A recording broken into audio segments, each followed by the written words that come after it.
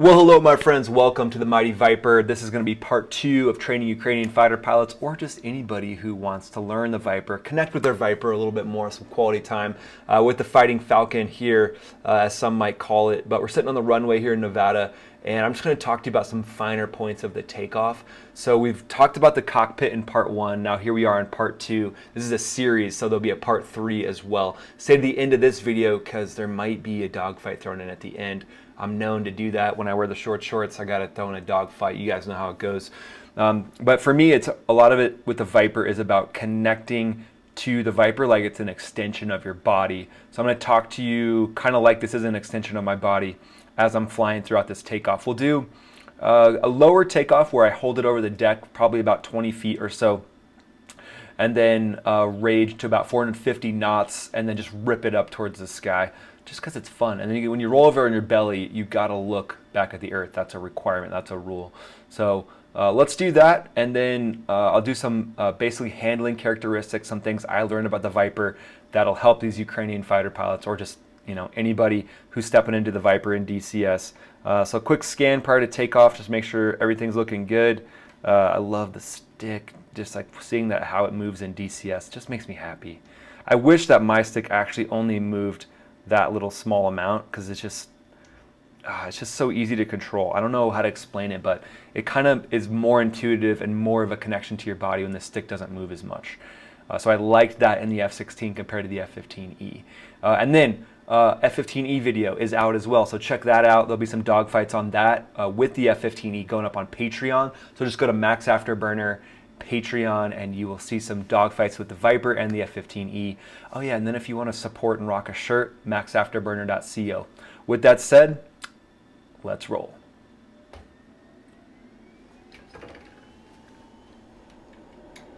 Nose wheel steering's engaged right now. 60 knots or so. I'm going to turn it off. And we're raging. Somewhere around 160. Go ahead and start getting the nose up. And then gear come up, not to exceed 250 with the gear. Sinking back down. That's a technique that not a lot of people would recommend, but I'm trying to show you guys this low takeoff. So we're at 80 feet, 100 feet. If I can, I want to keep it below 100 feet. And then right at 450, a little bit faster, might as well. I will go ahead and rip it up. Look at that. And then you got to roll it on its back and look down at the earth. One of the key tips of fighter aviation, make sure you do that. It just feels right.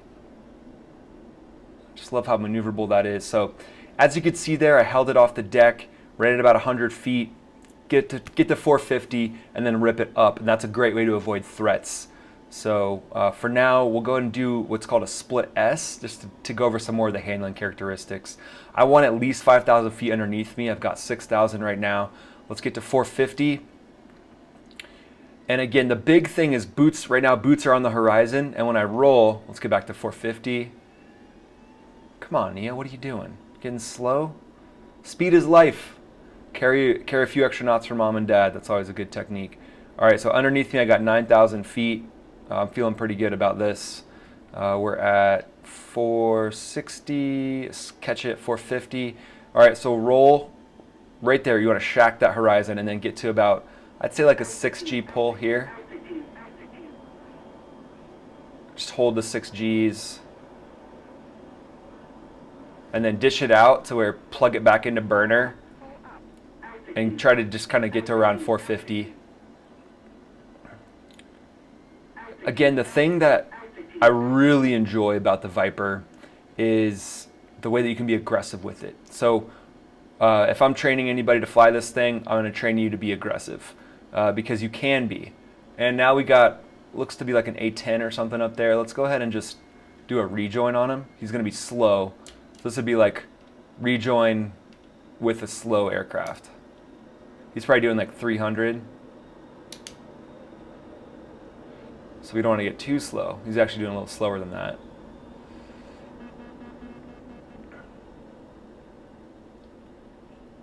This should be grabbing him. This should be locking him up.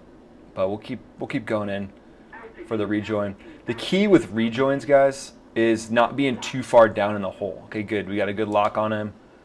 And now I'm just looking at my closure. Ooh, and a rejoin into the sun. But the key with the rejoins is you just don't want to be down too low. So yeah, he's like right in the sun right there. That's kind of cool because that happens. That happens quite a bit. So if that's the case, you just keep your trajectory slightly flowing away from him. There, now I can actually see him again.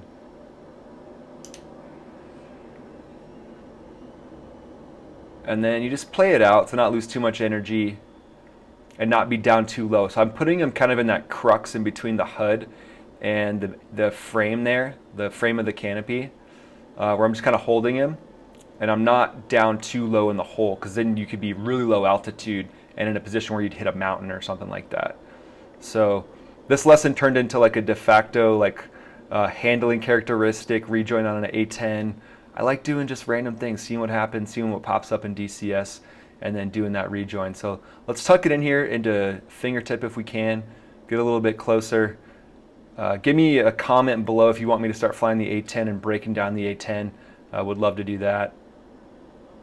I'll be honest with you guys, that was my first choice out of pilot training, was the A10. And then it just wasn't meant to be. I got the beautiful Strike Eagle. He's putting his speed brakes out. He's like, who the hell is this? Rejoining on me.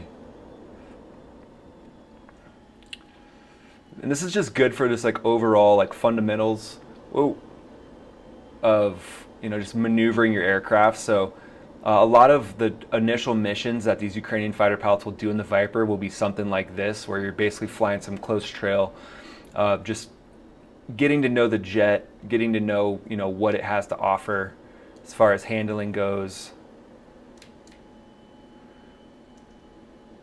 So this is just, and it's just fun. These initial missions that you'll do in the Viper to the Ukrainian fighter pilots, you know, I would just say the biggest thing is learn to connect with the jet, learn to feel the little nuances of it. So you know, a 1-inch movement of the stick, as you can see over here, can cause like, you know, just a huge deviation in control. So it's all about being smooth. Let's see. Smooth is fast. That's the way to think about this. So now we're tucking it up into fingertip. I'm breathing, I'm wiggling my fingers and toes. So that's something that you'll want to do. And just making sure you're in a position where you have an out. So I'm not going to be above him and not have a visual on him. I'd rather be underneath him so I can kind of turn with him as he does his next turn. And the A-10's just a sweet looking plane. He's going real slow. He's doing 190 knots. So this F-16 is just doing what we call hanging on the blades. It's just like not meant for extremely slow level flying, but unless you're in a dogfight and you're pointed straight up or straight down. Again, but flying fingertip is about smoothness and not overcorrecting. So I'm even doing a little overcorrect there. As you can see, sometimes it's hard to do, but you just got to kind of zen out is what I say when it comes to flying fingertip, and not getting that pilot-induced oscillation. That's the big thing. And if you make a mistake, you cannot dwell on it. You absolutely cannot dwell on it. All right, so there we go, guys. So this is part 2. Go ahead and pop over to part 3 right now, and I'll save that dogfight for part 3. Maybe I'll be dogfighting an A10. He's probably going to be pissed off at me for flying this close to him without asking. So, all right, guys, we will see you on part 3. Pop over to Patreon as well, Max Afterburner on Patreon, and maxafterburner.co if you want some sweet threads. These tri-blend shirts, highly recommend them. Who doesn't want a shirt that says Max Afterburner? I mean, come on. Thanks for watching, guys. We'll see you on part 3.